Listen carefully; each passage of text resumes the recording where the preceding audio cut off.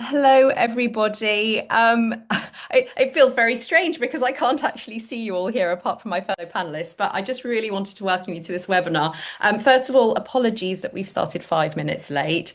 My resilience has already been tested this afternoon with trying to manage the multiple email accounts I have. So, yes, don't take your lessons from me, but it's really wonderful to be here with you today. This is the fourth in a series of webinars celebrating 25 years of the Resilient Leaders Elements. My name is Nicki Bass. I am a Resilient Leaders consultant.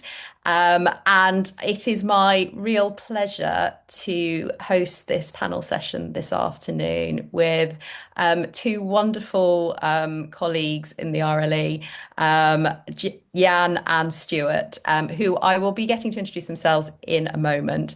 But just to say this, like I said, this is a series of webinars. We've already had 3 webinars which have taken place. So I highly encourage you, if you've not seen those, to see if you can get hold of those and take a look. But this one is focused on the neuroscience behind resilient leadership.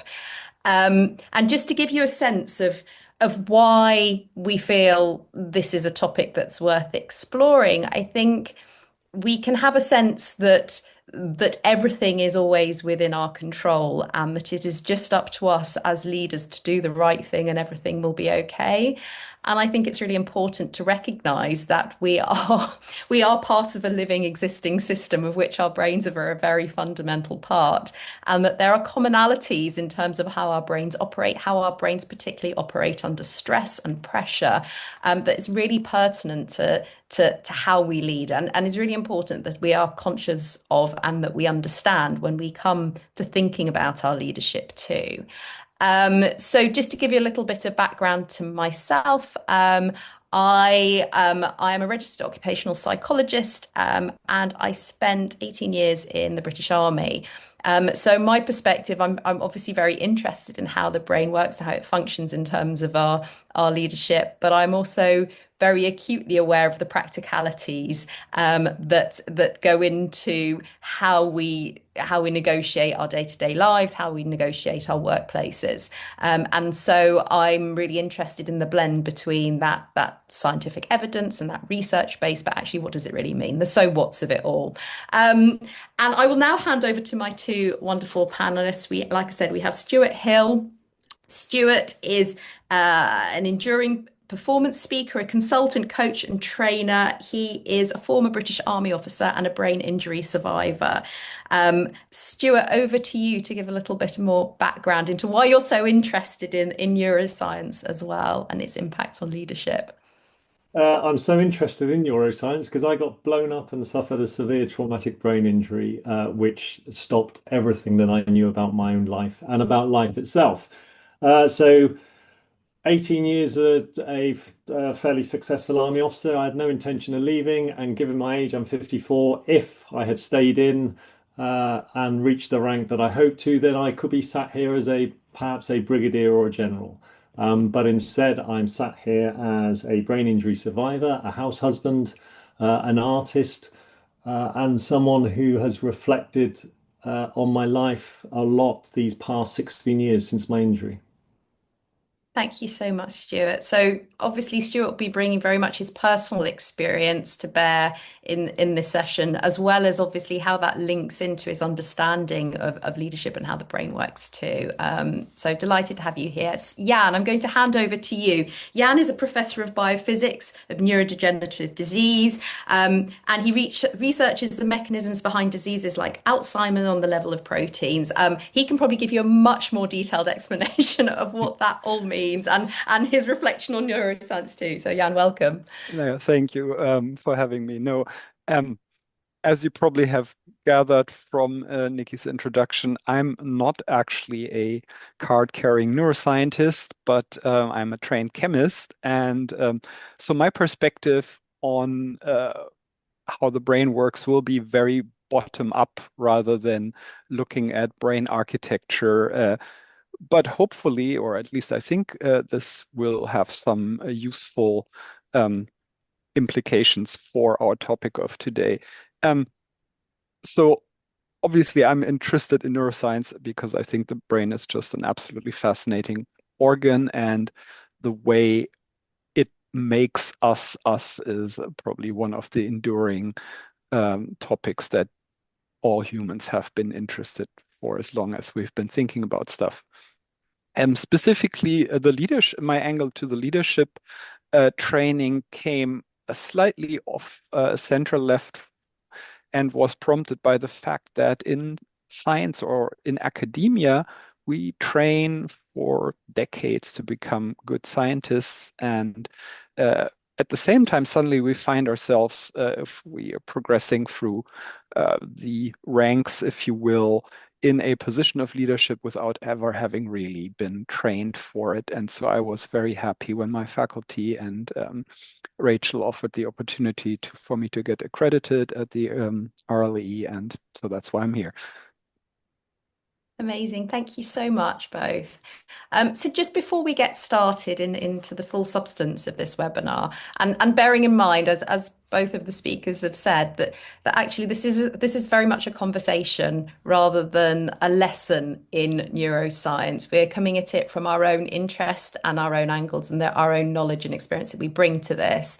Obviously, neuroscience is a hugely complex topic, and it would be impossible, even if we were the expert in the field, to be able to condense it all into an hour session. But hopefully we'll bring some insights on how this knowledge can help us and how we can also think about it in terms of practicality. What do we do with that knowledge? What do we do with that information?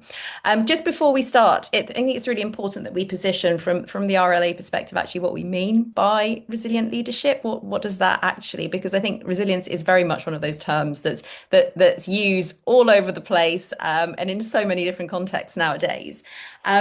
But I think it's really important to recognize that this isn't about having some internal grit and determination that will get you through the situation no matter what, but it's about how we think, how we're aware of what we can do, what takes us from pressure to stress, how we rebalance, how we develop confidence in who we are, and how we can come back from challenges. So it's this idea of growth and development, that what we can do when things are calm, when we are more in control of the situation, and the strategies and the tools that we develop then are what stands us in good stead when crisis happens, when challenge hits, that we've already got this toolbox effectively and this awareness of ourselves and how we react under pressure that allow us to cope better.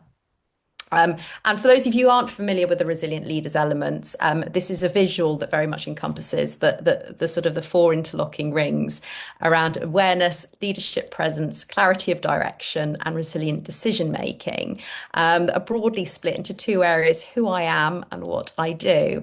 And we'll be touching on these different areas as we go through the rest of this webinar. So linking what we're discussing back into the four areas here, the four elements. So just before the questions start, I also wanted to share this, what we call the uncertainty spectrum, and it gives a sense of what happens when we're able to develop those resilient leadership strategies and how that can support and help us as the status quo slips from being broadly in balance and where we feel we can cope into that place of chaos and crisis.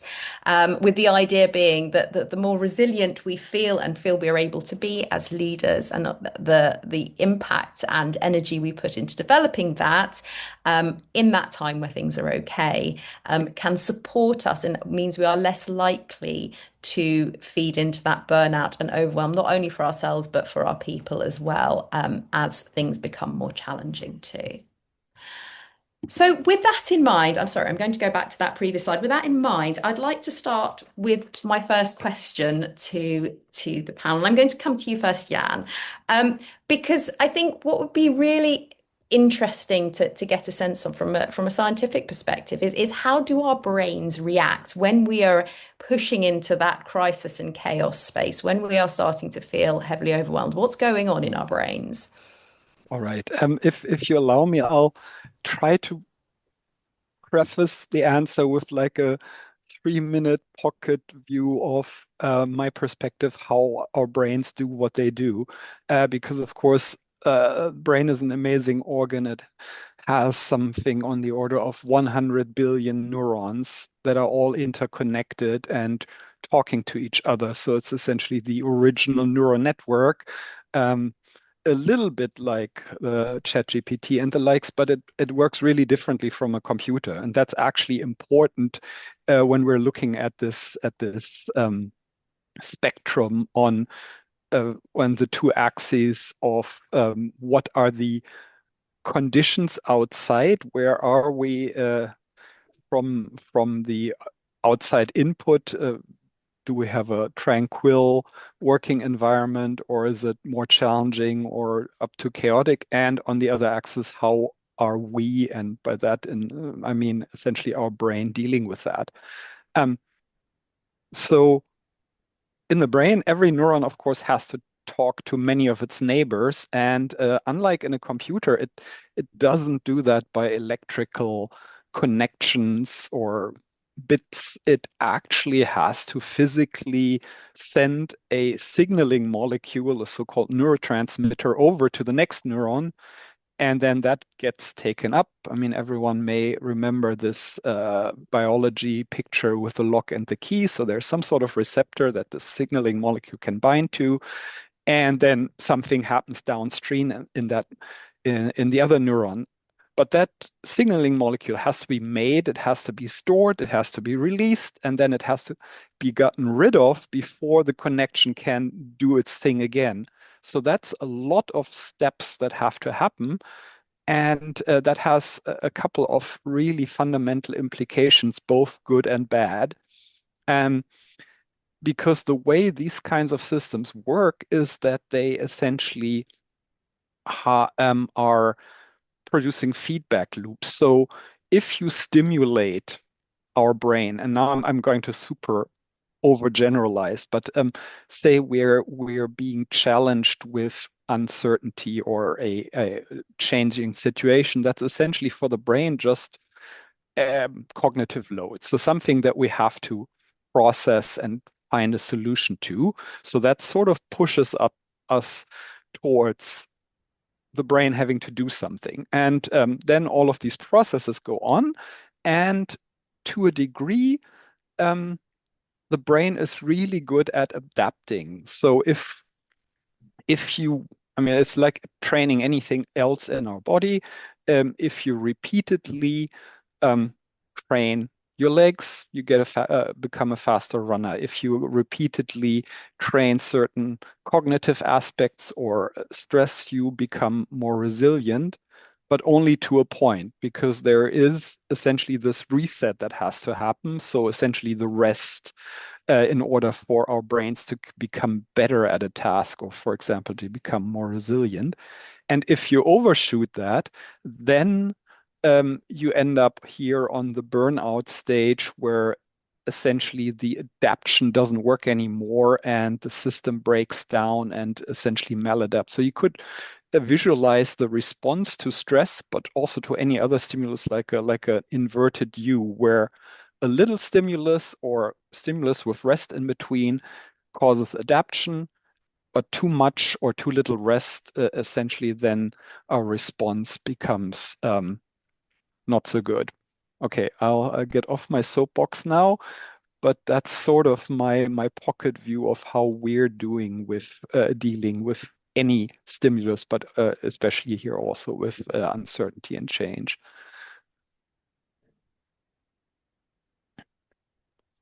Yeah, and thank you so much. I think it's so interesting that point you make about the how important it is to have that break and how that rest in order for those connections to become stronger. Um, Rather than this idea, actually, if we keep practicing, we keep doing, it'll Mm. keep going. I was thinking back to the webinar on high performance.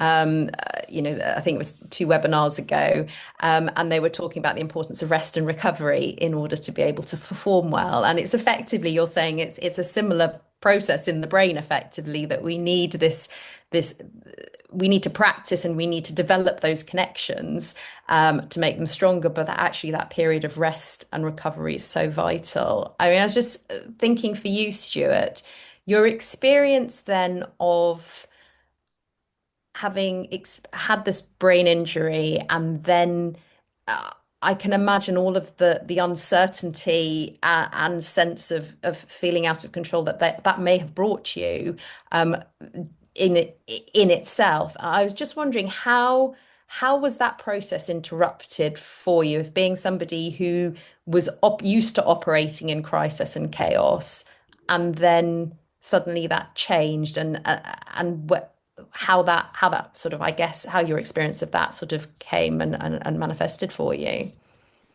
I suppose I learned to deal with chaos externally.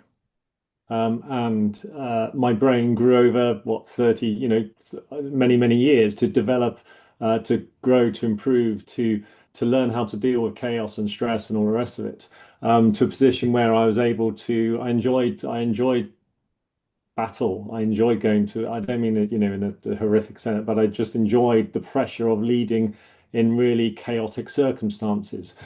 So for me, literally in the spark of that explosion, I went from being able to command hundreds in that chaotic environment, in that intensity, high changing enemy threat and uncertainty, to then overnight struggling with the complexity and the challenge of making a cup of tea, of tying up my shoelaces, of getting dressed. Now, this isn't some sort of psychological memory loss or psychological depressive episode or something like that. This is literally a neurological change in my brain, which meant that it wasn't firing on all cylinders.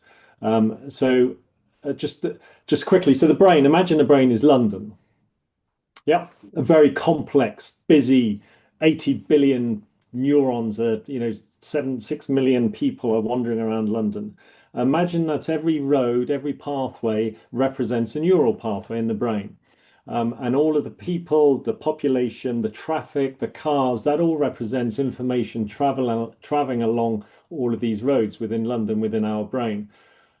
So that is essentially our brain, and so we learn the routes, we learn what our destinations are, we learn how to get there over many, many years. Now imagine then that in London there has been a series of explosions over the whole area, particularly at road junctions. So now there's going to be chaos. Now the traffic is going to halt, the traffic is going to block up. People are going to be stopped from getting to their destination.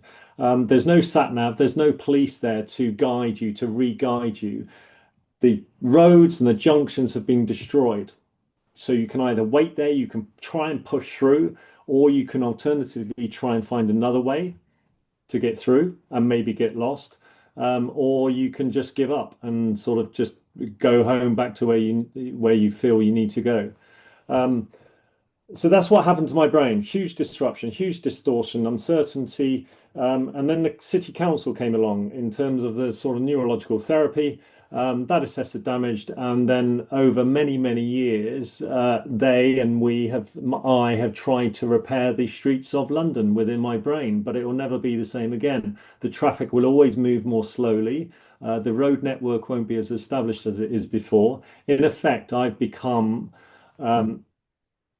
have a child, in effect, after my injury, I have a child's brain, but with the adult responsibilities and expectations. And that in itself has been really hard. I mean, the brain does not like change. It doesn't like uncertainty. It perceives it as a threat. The brain, it likes predictability.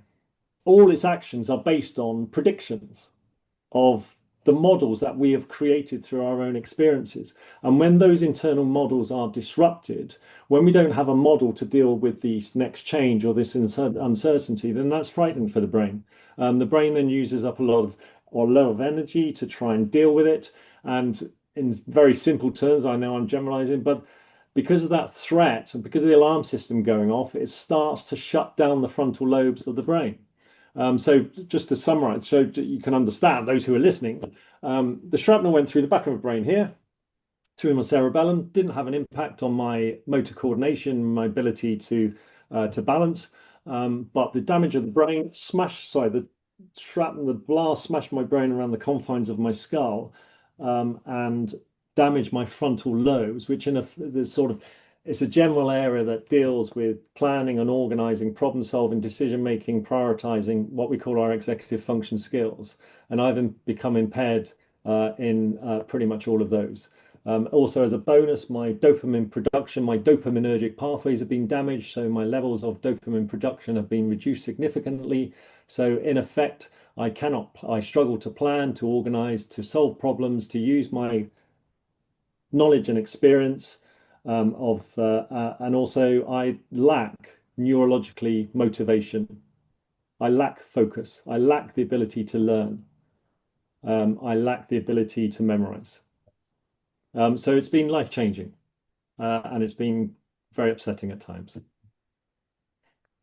Yeah, I mean, first of all, just say thank you, Stuart, for sharing your experience so honestly and generously, because I think it's very rare for people to have that type of insight into actually what's particularly, I think, and I think for those people who consider themselves to be leaders in their lives in whatever sense that or form that takes. And I know from the RLE's perspective, we very much see everyone, is a leader in their own sphere.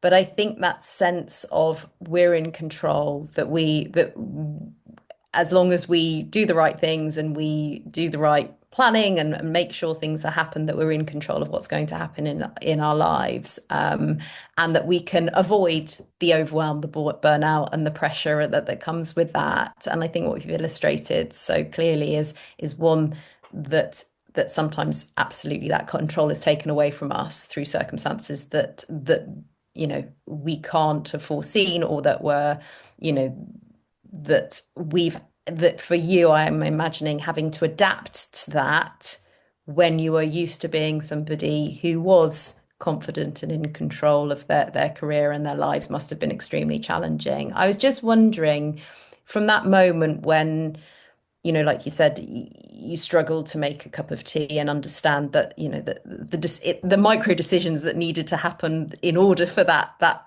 to take place. What have been the strategies or the ways in which what have been the things, I guess, that have been most useful for you in terms of starting, if not to rebuild in the same model, rebuild in maybe a different map, going forward? What have been the things that really helped? Okay, I mean, you mentioned micro decisions. I just want to emphasize for the audience that this is about, the examples I'm going to be using are a microcosm of what it's like. But if you're able then to think about the impact it has at this very basic level on my ability to plan and organize, etc., and how you can use that at a much higher level within the workplace. So some simple things. Well, in theory, they're simple. Clear routines, external aids to try and reduce the cognitive load. So it's what can reduce the cognitive load that I am under. And it could be, I was encouraged to write plans, to write goals, to carry out routines. The irony is that's a challenge in itself, because actually to write plans, you need to plan. To organize your life, you need to organize your life. And I'm impaired in that. So I actually didn't do a lot of that because it was just so incredibly exhausting for me to have to think, literally have to think. Um, Graded exposure, incrementally introducing myself to new situations. So again, using that cup of tea example, I used to get incredibly stressed and confused and overwhelmed by a simple thing such as opening the cupboard and there are 10 or different cups or mugs. I mean, literally, which one do I choose? I don't know. How do I? Oh, I've got nothing to base it on. How much milk? How much water do I use? It just overwhelmed me at all times. So I was reintroduced slowly with help of how to make a cup of tea, how to consider it. And it's something I actually used to do a lot in the army, expose my subordinates, because I'll call them that because there's a military term, expose my subordinates to stress and to pressure. I would give my 2IC, or some of the more junior ranks, I would give them responsibilities. I would give the 2IC, I'd say, right, you're in charge today, crack on. I'm not here. I've been injured. or whatever it is, you deal with it to get them to feel that responsibility and to push them a bit further and to grow. Um, Break down tasks into manageable chunks. Simple. I used to get overwhelmed at going to restaurants or looking at a menu. Oh, there's too much choice. What do I do? So, the neurotherapist is okay. Well, how can this be broken down? Don't look at the whole menu. Don't become overwhelmed by everything that's going on. Let's see how you can break it down. Okay, for example, do you want meat, fish, a vegetable lunch or dinner? Okay, well, I know I can discount meat and fish and vegetables, so that leaves chicken. Okay, now chicken. How many options does that leave you? That leaves two or three. Okay, do you want a big meal or a small meal? So breaking it down into manageable chunks and being able to determine what I don't want. It's like the Eisenhower matrix. What is important, what's not important, what is urgent, what's not urgent. Managing my emotions. I'll finish it with this one. No, actually, I've got one more after. Managing my emotions, incredibly important. When change and uncertainty at whatever level is coming your way, the brain, it's scared. It wants to fight or flee or whatever it is, and then you become emotionally more exaggerated emotions. And so for me, a traffic light system. Um, I used to get very angry very quickly because I used to get overwhelmed and I couldn't control it. So as part of the therapy was traffic light system with the help of my family. Green, signs and symptoms of being green traffic light. I'm calm, I'm relaxed, I'm watching TV or I'm sleeping or whatever it is. Amber, what are the signs and symptoms that are going to push me to start to feel a bit of pressure, start to feel a bit of stress? It could be that the TV is too loud or that I've been asked to make a cup of tea. Red, what are the signs and symptoms when you're in absolute overload?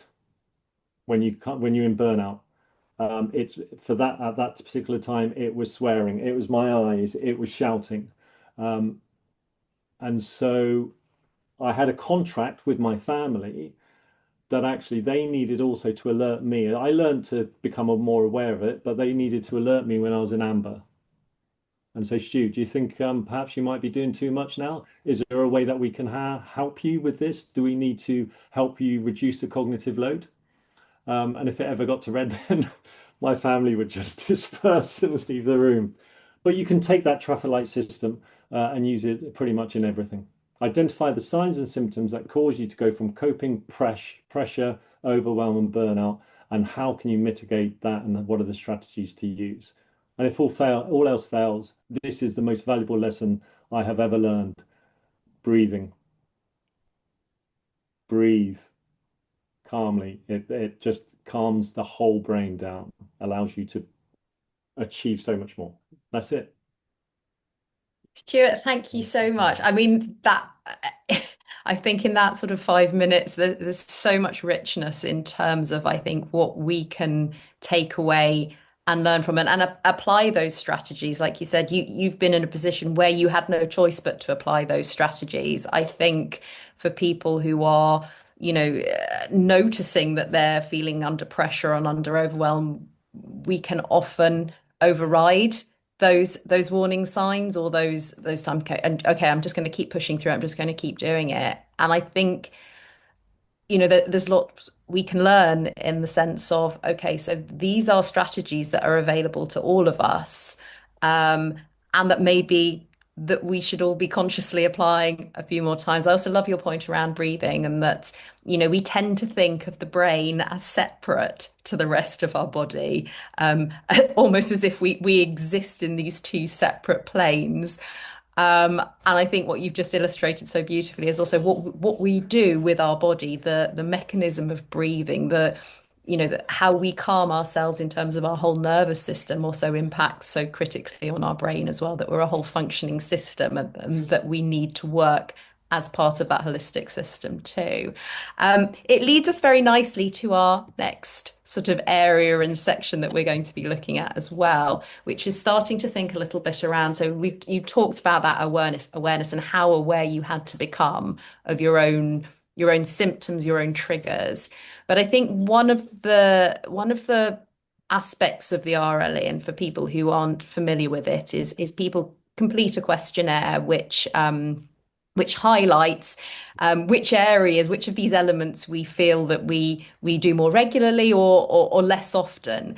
And frequently, I'd say the 10 lowest ranking statements that people say they do these the least frequently are all around noticing the impact of stress and pressure on ourselves, knowing what takes others from pressure to stress, knowing the influence that we have, noticing and managing the impact of change and uncertainty in the external environment and how that impacts us.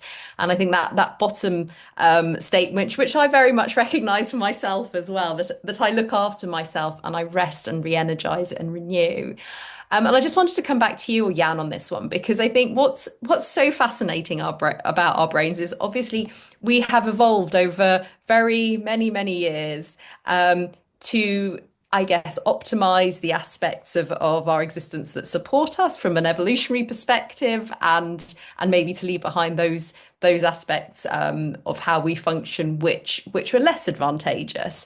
But yet, consistently, I certainly, something that I hear from my own clients, from people in my own work, consistently more than anything else, is that actually being able to look after ourselves and take care of ourselves seems to be the hardest thing to do. And I just wondered, from a sort of a scientific perspective, is there a reason why our brains refuse to act in our own best interests? Or maybe we think this is our best interest, it's not. I'd love to get your perspective on that. Yeah, no, that is actually a very fascinating question. I'd like to pick up on a couple of points that Stewart made so eloquently. So obviously, not only is his story an incredibly impressive example of the neuroplasticity, so that the brain rebuilds the roadways, like you put it, Stewart.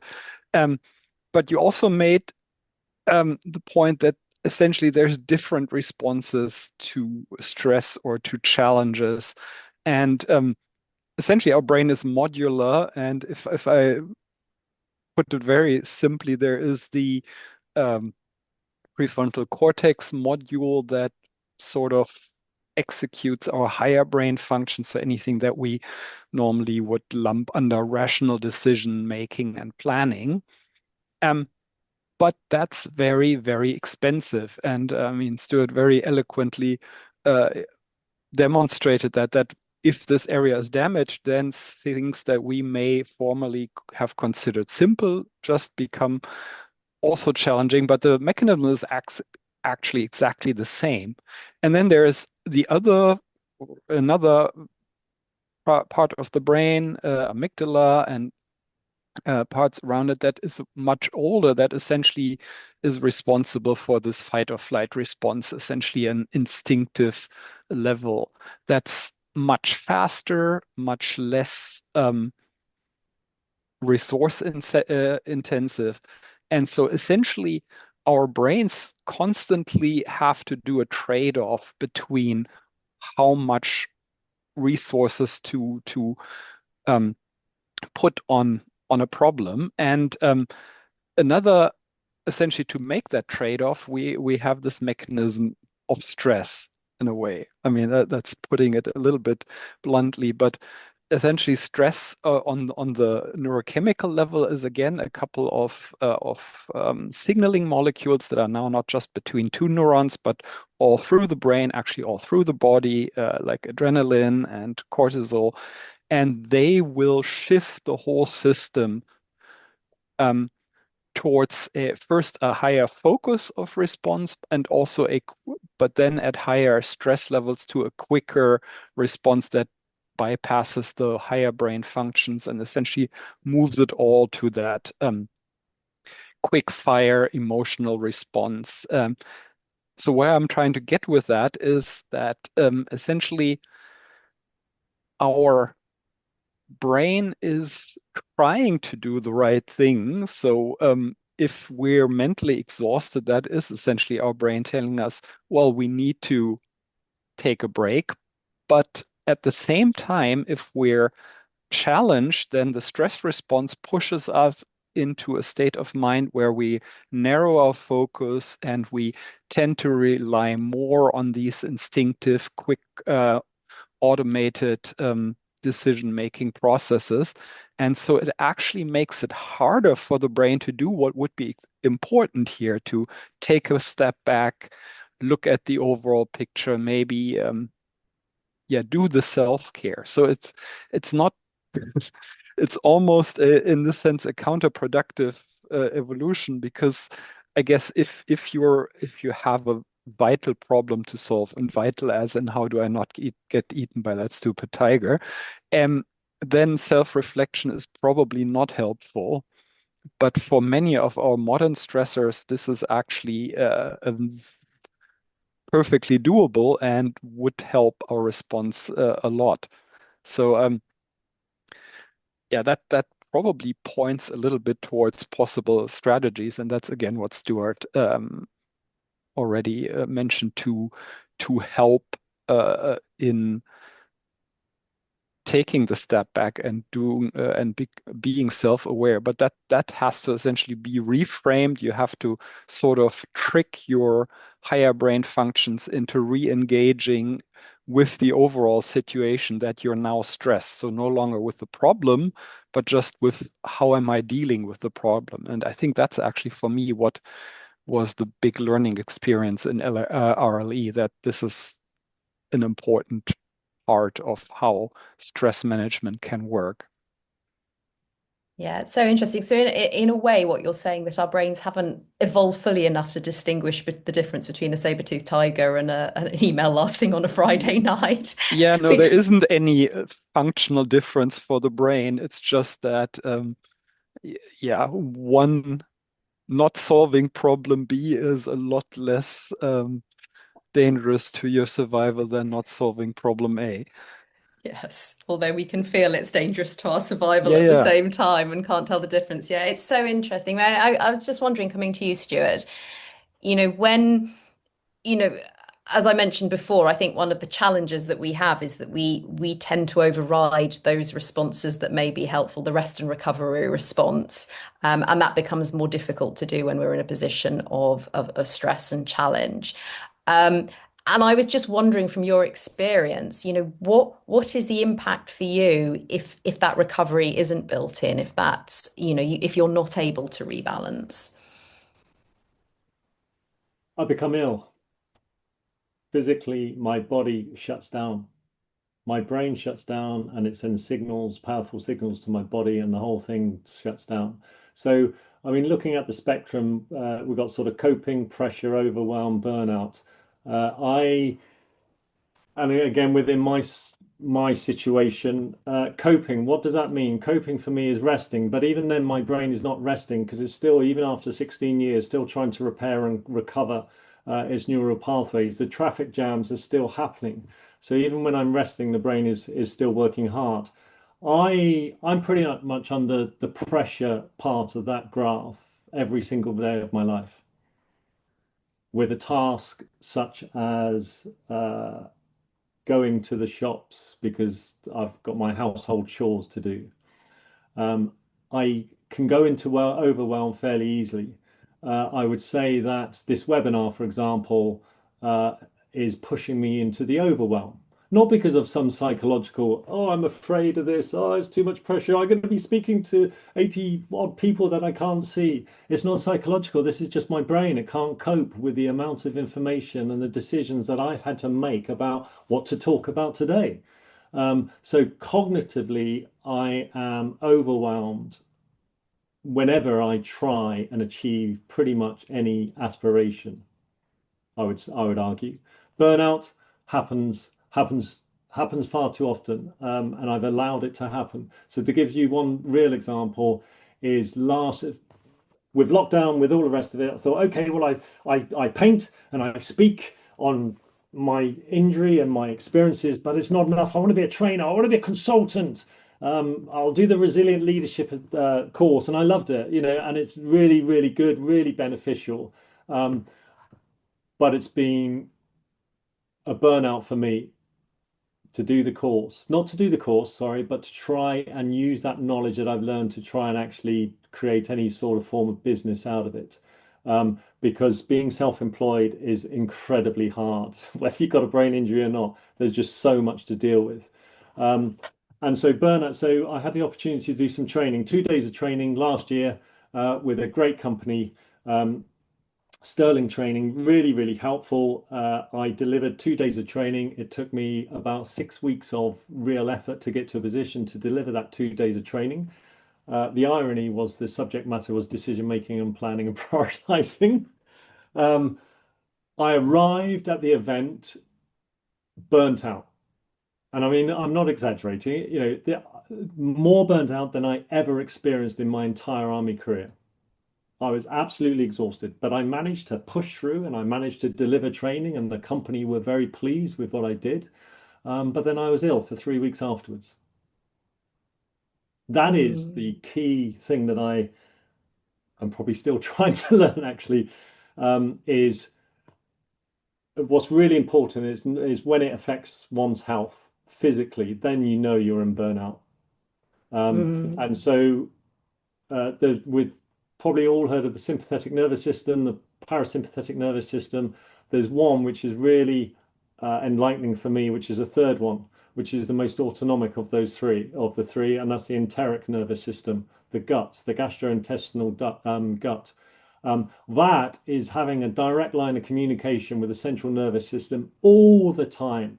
10 times more information is traveling from our gastrointestinal tract to our brain than the other way around. It is always trying to find balance. It is always alerting to us. So for me, the clear sign and symptom that I am in overwhelm and going to burnout is when my gut is affected, when my digestion is affected.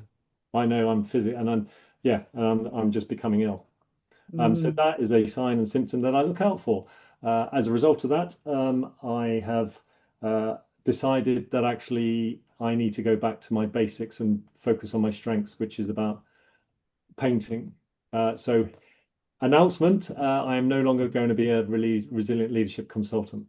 I'll work with someone, but I can't do this on my own anymore.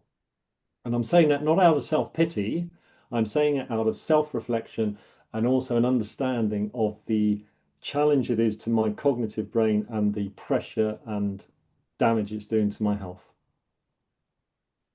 I think, to that point as well, that recognition, how do we know, that statement, I take action to rebalance when I go from pressure to stress. And in a way, what you've illustrated, Stuart, is that actually it's a non-negotiable for you to take that action at this point, whereas maybe previously, and for so many of us, I think, particularly when people are operating in positions of leadership or are thinking about putting themselves in service of others, there can be that. Or I've noticed, it's so interesting you talk about the gut as well, because I think a lot of people probably listening will relate to this, that often being a sign that something's not quite right, but often we'll put, oh, well, I'm not eating the right food, or, so I had this to drink last night or whatever, rather than there's something fundamentally unbalanced here. But that point that we need to make a choice. Yes, sorry, It's Stuart. also about being proactive. It's not about just reacting to struggles or to overwhelm or whatever. It's anticipating it. It's learning. It's actually taking note for anyone to, okay, what does actually take me to that pressure, to that overwhelm point, to that burnout? What is it? What are the signs and symptoms? So the next time and also aligning it with probable tasks and future activities that may cause that pressure or stress or overwhelm. Diarize it. Plan a recovery, whether that's 10 minutes after an intense meeting, or if you've got a huge project, know that actually I need to rest my brain for the following week afterwards or whatever. So I'm going to minimize the activity that I do in work after such a big project or whatever it is. Thank you, Plan your Stuart. recovery. Yeah, I think it's that point you make, that actually that to expect it almost, that actually, we know we're going to have drops in energy, and particularly if we're doing something that requires a huge amount of to your point, and about cognitive load and energy. And when we know that something is going to take a huge amount from us, that actually the recovery needs to be planned in as well as the preparation for the event itself.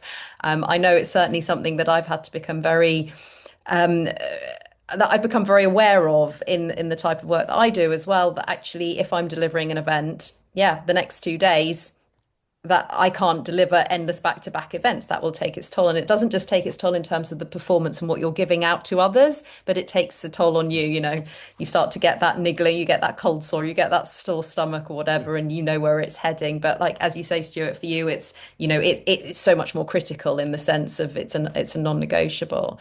I just wanted to touch on, conscious we've got a comment in the chat, which I'd like to come to in a moment. But noting the time, what I'd just like to touch on finally is it's interesting that in terms of the highest ranking statements we have within the RLE, so these are the ones that people say that they do most frequently, they tend to be around this supporting and doing the right thing for others. So, you know, I step up and lead when the situation requires it. I have the courage to change my approach in order to achieve my goal. I assess my motivation. And I was just thinking around that, you know, one of the key the elements around clarity of direction. And actually, to your point, Stuart, around one of the things that you've noticed has been impacted by your brain injury is your motivation. What is it that drives us forward, that does keep us going, that enables us to manage and to step forward when we are under pressure and stress?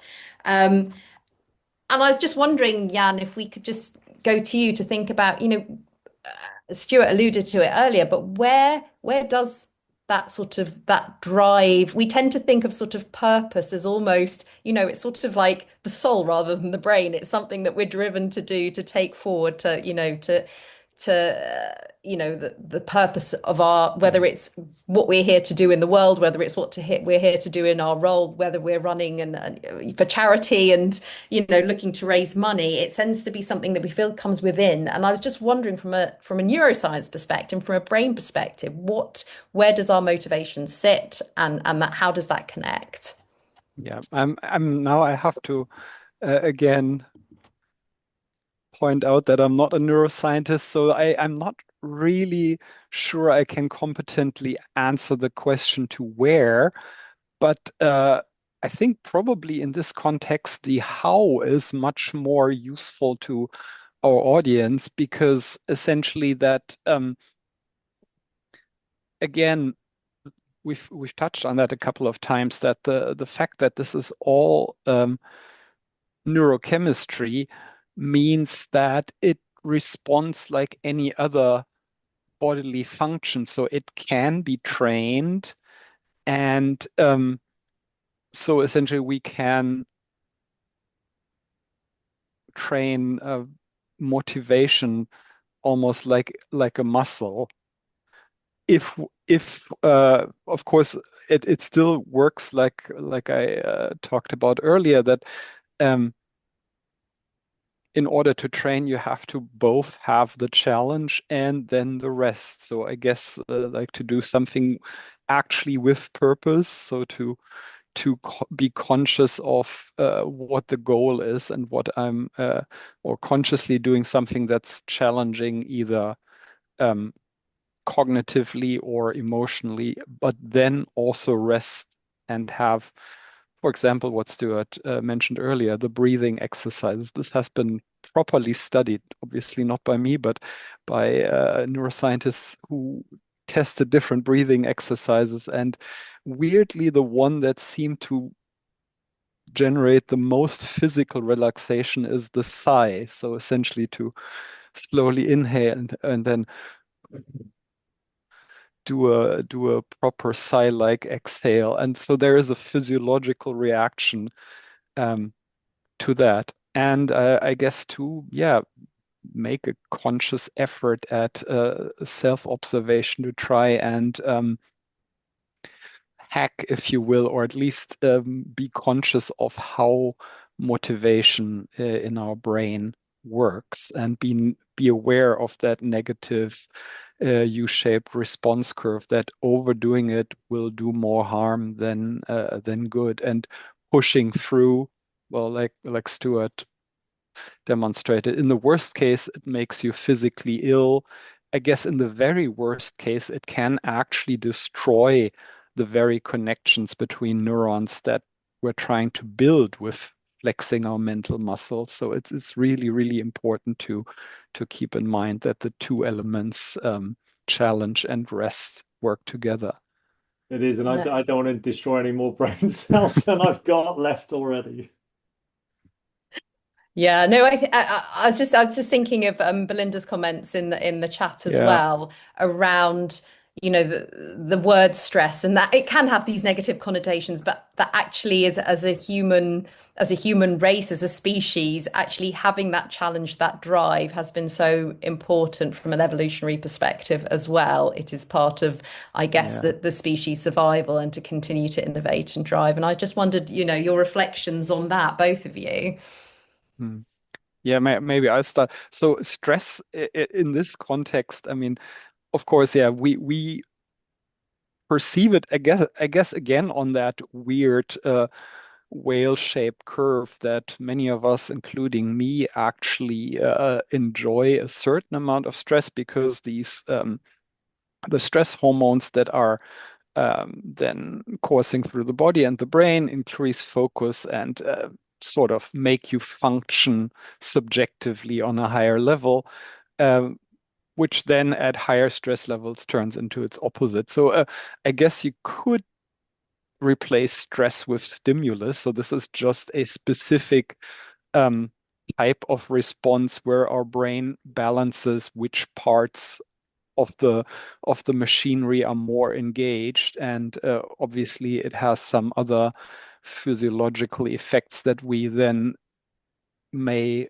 either perceive as mildly stimulating or as extremely unpleasant when and so that's I think where the negative connotation of the stress comes from, essentially just from that weirdly U-shaped response curve that our brain chemistry produces to any stimulus.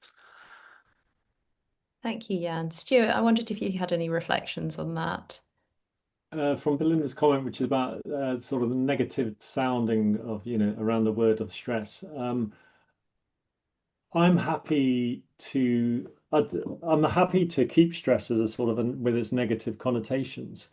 But I do like what Jan's just said about a stimulus, a stimulant, or whatever word you've just used, Jan. Mm. So stress does work. It does help us. It's when, as we all know, it's when we overuse, when we become overstressed, when it becomes acute stress, when it's long lasting, when we're just continuing to raise our cortisol levels, and it becomes normal that we've got heightened cortisol levels. That has a deterioration and a negative impact on the body. So this comes back to, I think the importance is whether it's got a negative or a positive connotation to the word stress. It's identifying the tipping point. It's identifying what Jan said at the very beginning about that inverted U curve, which reminded me when I did A-level economics about the law of diminishing returns. It's identifying that point where actually now I know it's impacting not just on my health, but it's impacting on my cognitive ability and my cognitive energy and management of my brain. It's I think the bottom line is don't underestimate how much resource. Sorry, the brain has got limited resource, limited energy. Um, it's 2% of our body weight, 20% it uses 20% of our body's oxygen. It's Yeah, an it's very oxygen expensive. heavy. It consumes a lot of, but it's finite. And so if with this glass of water, if I continue to pour information and demands in my brain, then that water level is going to rise and rise and rise, and eventually it will overflow. And that stress could be a 24-hour stress, a stress of the day, or it could actually be the stress of months or years or whatever it is. But always be aware of that, of your bucket. Always be aware of your stress levels and how much information and pressure and tasks and demands that you can take, and know when you're going to start to get to the top of that cup and where it just pours over.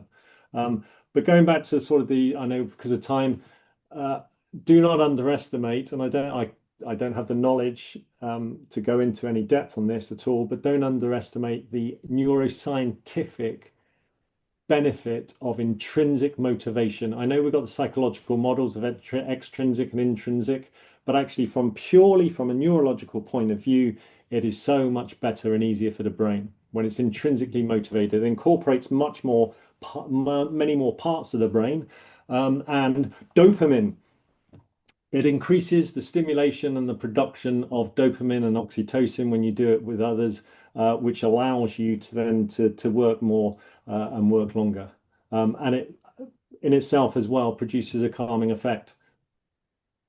Thank you so much, Stuart. And I think just noticing Alex's point in the comments there as well, as someone with ADHD, I need stress to achieve motivation. I think it really just highlights as well that point about everybody, whilst we can think about this from a generalistic human perspective, actually we all have our own ways and individual ways in which we react to stress, those things that are likely, as you've illustrated so clearly today, Stuart, as well, that, where our stress and tolerance level is, and that will be that's not necessarily a static entity, that will change over time, depending on what else is going on in our lives, depending on our backgrounds. As you said, Alex, neurodiversity can impact on that significantly as well. So we all have different sort of, I guess, ways in which we notice, manage, deal with, can cope with stress because of who we are and also because of what we do at different stages in our lives too.